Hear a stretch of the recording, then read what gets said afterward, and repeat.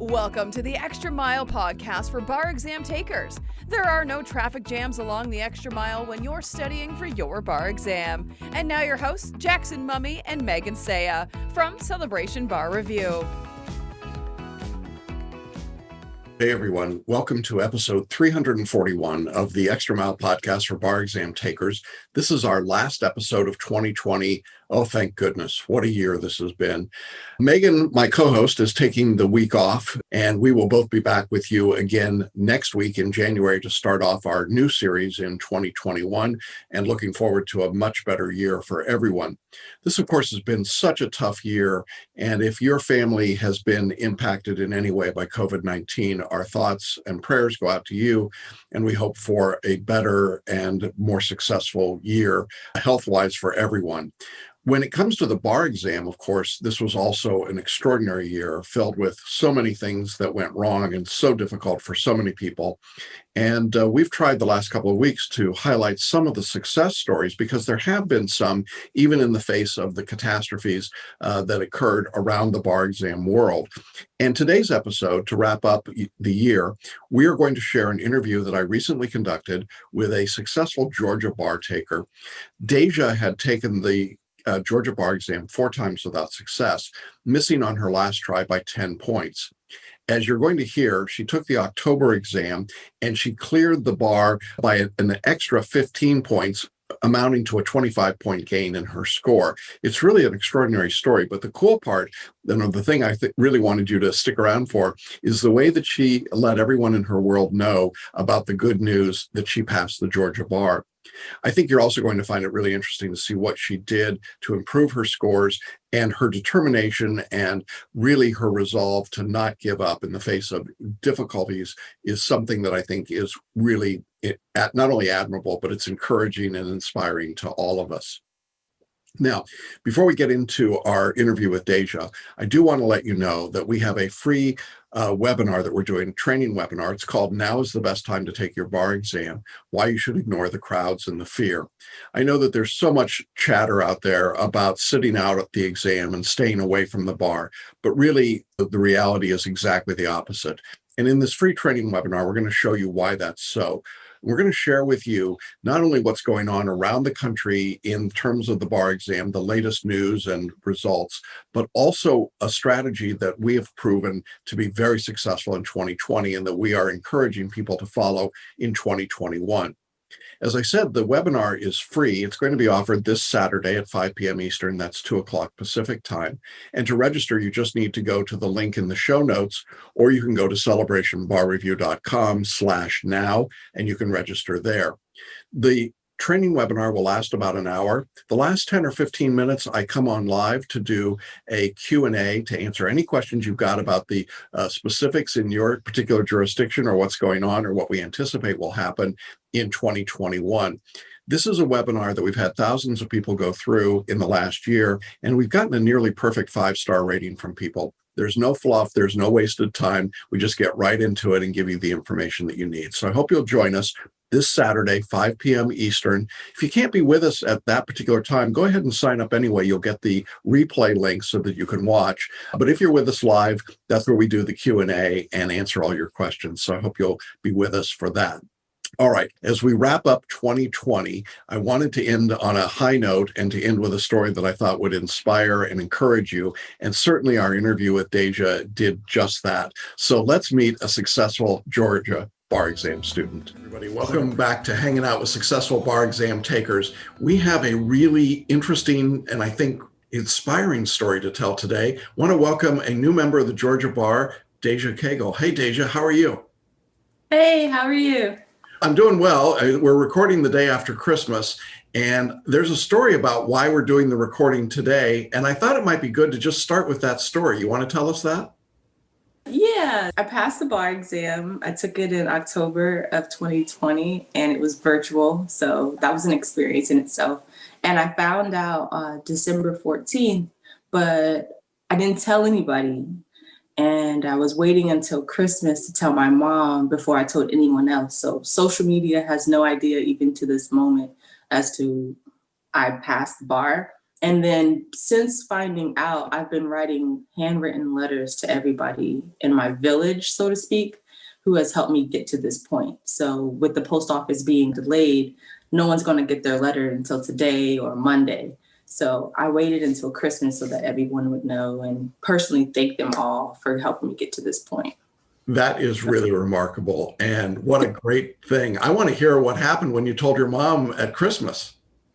Oh my goodness. So she was really excited. She's like, "Are you kidding me?" And I was like, "No, I really did." And like the bar, Georgia bar, sent something in the mail, like a letter with the official seal and the ticket to admission. And I showed her, and she was just like, she was so loud. I was glad we lived in a house and not in an apartment, because people would have thought something was seriously wrong with her. It was fun though.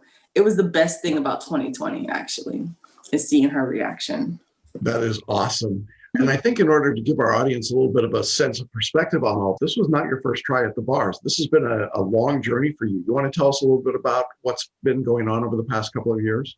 Okay, so I graduated May of 2018, and I took the exam with a study group. It was an awesome study group. I think it was like 6 of us, and everyone passed but me.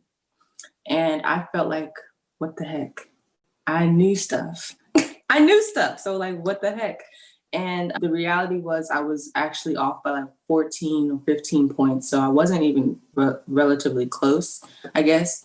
And so I felt, okay, let's just do it again. You wasn't working hard enough. You can work harder. You'll be fine. And so I signed up for the February one of 19, and I didn't pass that one either. I actually got a worse score.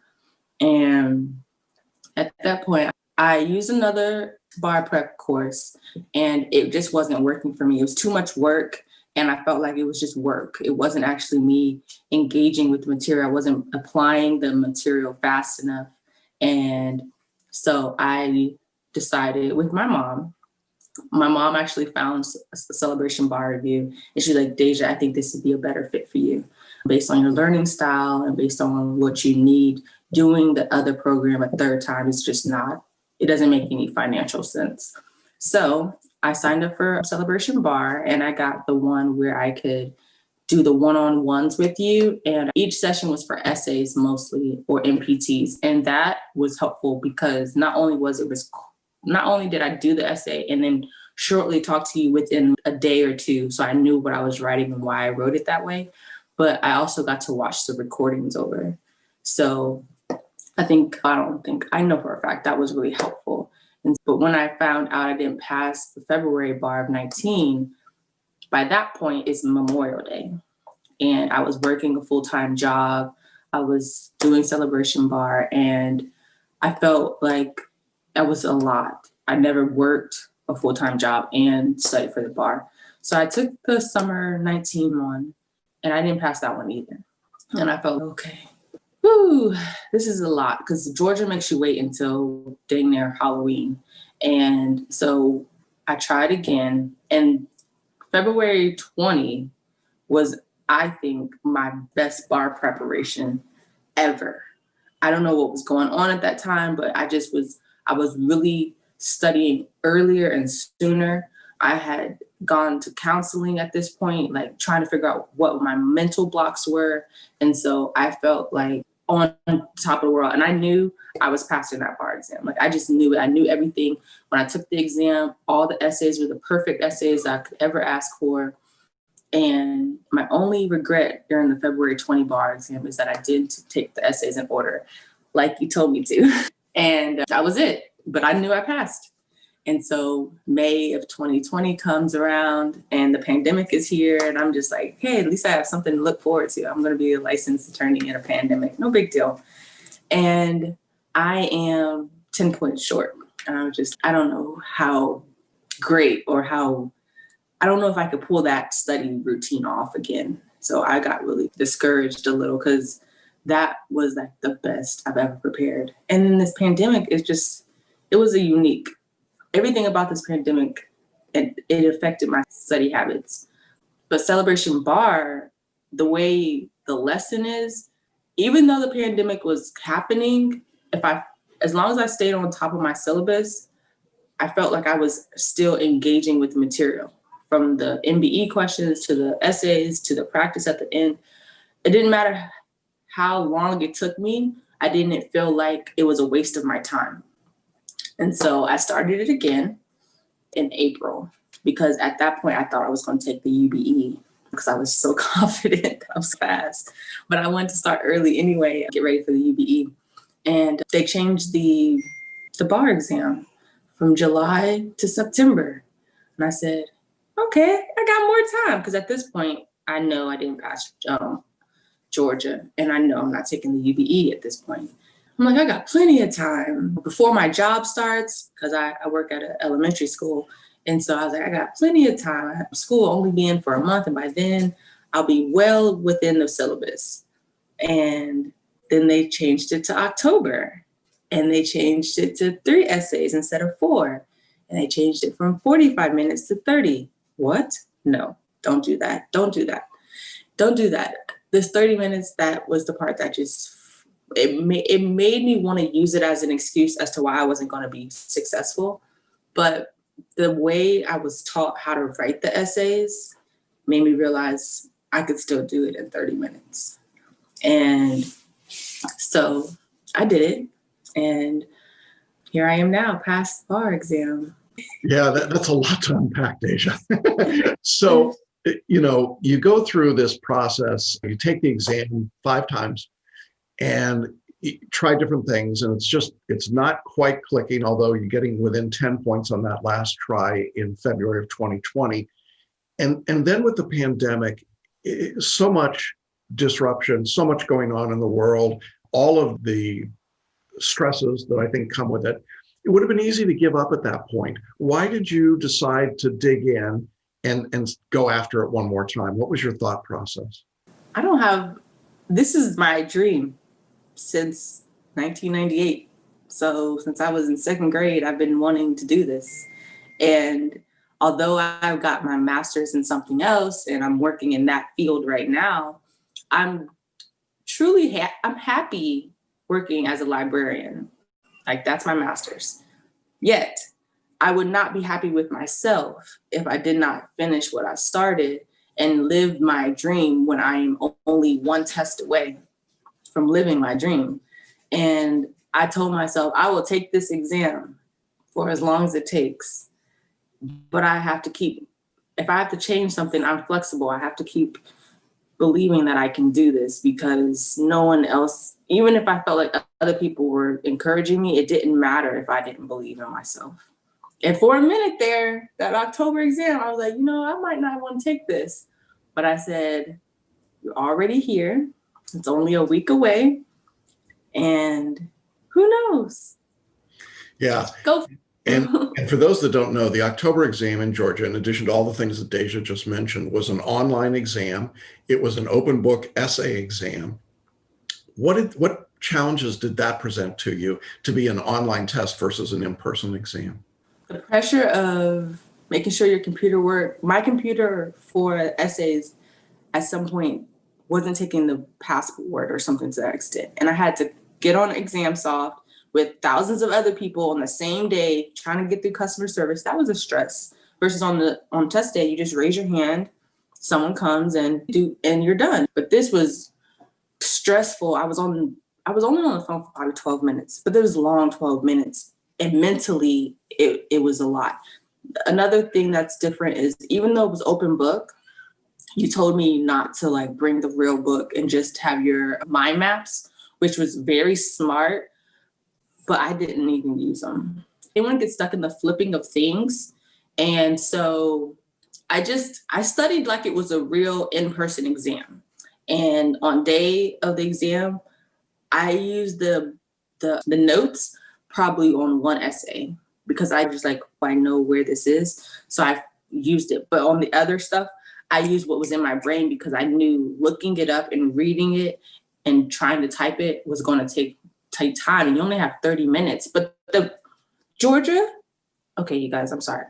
Georgia actually gave us real essays that were 45 to an hour length essays, especially the last one.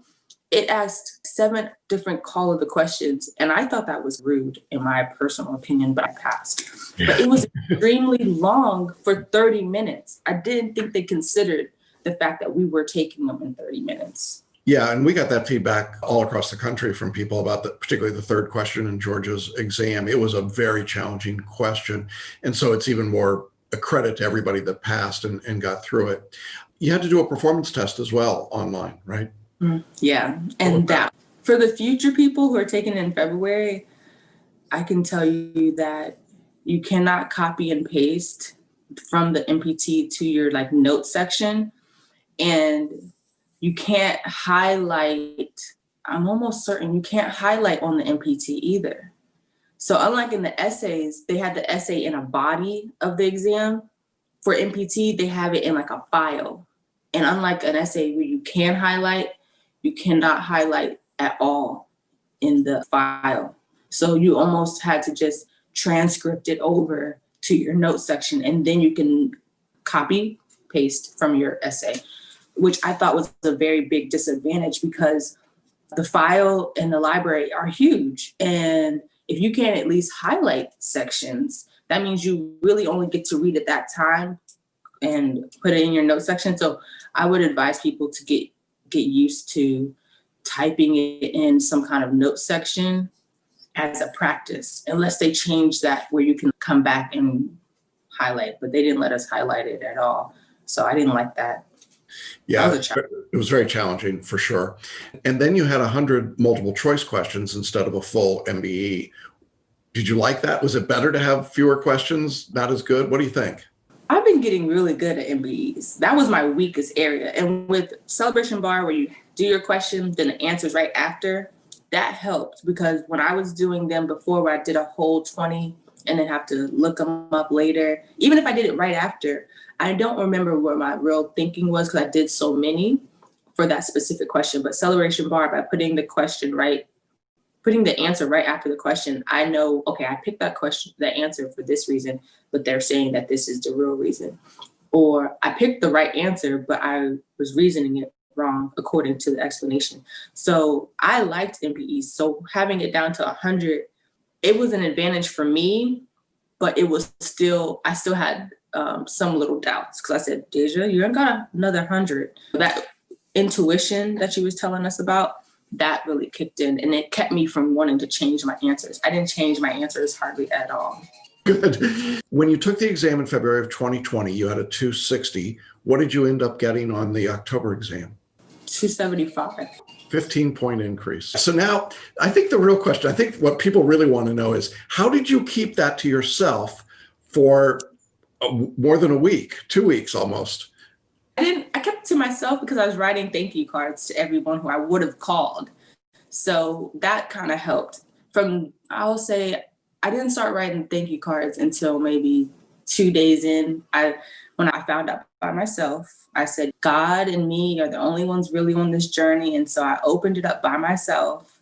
I didn't want to open it with anyone else because it's just a time for me to be with the God, however the results have been. And I've been opening them all like that since the first one I opened up with my mom, but all the other ones I've opened up by myself for that reason. And so after 2 days of just thanking God and reflecting on that, I started writing thank you cards to thank the people, in addition to God, for supporting me, whether they've supported me during these last 2 years of retaking the exam, or they supported me in high school and put me on the path of what school I should go to, or encouraged me to stay in school. I've been thanking all these people. So that's how I didn't have to call them because I was telling them in my own way, in a more intimate way than just posting it on social media. Not saying that people who post on social media are wrong, because I totally wanted to do that. I've been thinking of how am I going to do this? But the thank you cards just came up in my mind this time, because I guess the pandemic and not too many good things come in the mail anymore. Yeah, I've been doing this a long time. I don't know that I've ever heard anyone approach it quite the way that you did in terms of post results, but I think it's probably one of the coolest things I've ever seen or heard about. And of course, we knew you had passed. And so it was like pinky swear to silence for a while. So we did that. So I'm really excited that we could now start to tell your story. And this interview will inspire a lot of people. What suggestions or advice would you give somebody who's struggling with the bar exam, has maybe taken it a few times and not been successful? What would you tell them now, looking back on your experience? So many things to tell them. Just remember why you started. And I'm not sure if their 1L year was frustrating or hard, or at points where they thought they would quit during their first year. But all those first year feelings that you feel during bar prep because you didn't pass, remember that there was a 2L year and there was a 3L year, which means you were sufficient enough to pass. And know that you're fully capable, because you are very capable. But the things to do, I will say the things that I know I needed to do was make sure I'm around people who care about me, who genuinely care about me. I stopped telling people that I'm taking the bar exam because they kept asking when the results are. And people are very impatient. You could take the February bar and March 1st, they're asking you, so when do you get your results? And I just told people, I don't get my results until June. I know I got them in May, but I told them June. And that was far enough for them to hopefully forget, or far enough for them to not ask me until summertime. And I'll know the answer by then. But I stopped telling people I took the bar exam. I stopped being so hard on myself. On days where I thought I was going to get 5 things done in a day, if I got 2 things done, I said, hey, you actually got something done today. So let's move forward and just keep moving forward versus beating myself up over those 3 things. And then tomorrow it's that much harder because I'm telling myself, oh, you could have had this done yesterday. You could have had this done yesterday. Versus just saying, I'm glad I'm awake, alive, and sitting still to do this MPT, because these 90 minutes could have been in a movie, and instead I'm doing this MPT. So being more forgiving. Yeah, that's great advice. One of the things I really enjoyed about working with you, Deja, was the way that you kept your attitude up and positive and working and determined. And I think if somebody were to ask me how to describe you, I would say determined. You just weren't going to give up. And when I first met you, you were handwriting your exams and you were struggling a little bit. There were some real challenges there for you, and you just refused to give up. You were going to get better, and you would send your work in. We'd talk about it, and I was tough on you. I pushed you, but you were like, okay, I can do that. And then you come back and you keep working and keep working. And I think sometimes that's what it takes, is that determination to not give up. When it feels like everything's going against you, that's the moment that you have to just dig in and say, I can make it happen. And to be successful on this very unusual October 2020 exam is a real accomplishment. So few people who are repeating pass the exam, and in an incredibly tough year for everything, for the pandemic and social justice and the bar exam, to be successful must be just an extraordinary feeling for you.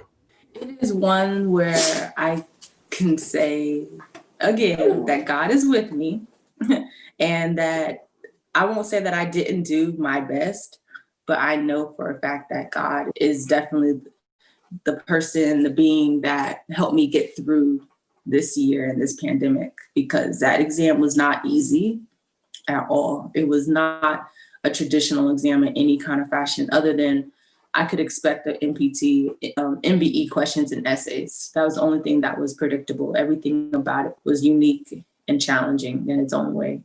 I am so proud of you. I know all of us at Celebration Bar Review were very excited when we had the news, and then we had to don't say anything. So now we'll be able to tell the world as your good news comes out to everyone. And I know your story will inspire so many people.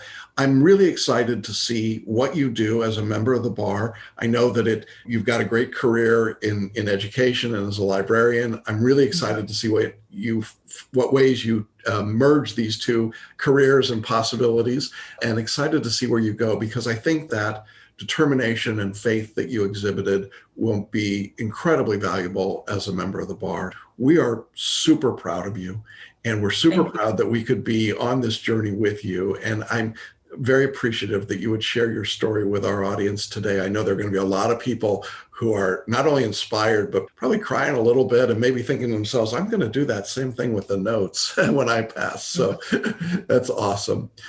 Thank you so much, Deja. I really appreciate it. What a great Christmas story and a great Christmas present to offer. And we will look forward to hearing more great things from you. I look forward to telling you. Great. Thanks, everybody, for being with us. We'll see you again next time. Bye-bye. Bye. What a great story, isn't it? I hope that you enjoyed hearing Deja's story and everything that she did. And again, we want to wish her good luck and congratulations. What a great idea about how to let everybody in your world know that you passed the bar. Look forward to more people doing that as well.